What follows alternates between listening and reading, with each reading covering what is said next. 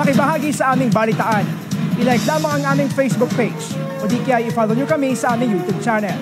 Para naman sa inyong mga comments, suggestions sa public service announcement, mag-email lamang dito sa IBC. At yan ang mga makabuluhang balitang aming nagkalat.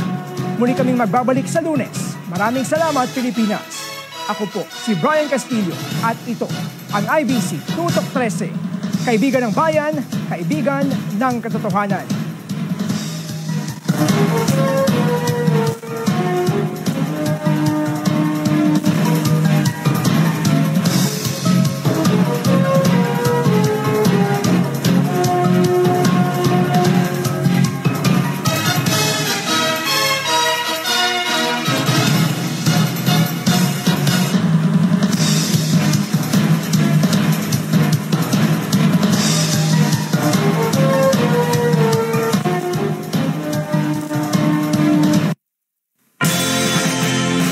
Ngayon, higit kailan, ating pangalagaan ang kalayaang ating nakamtan.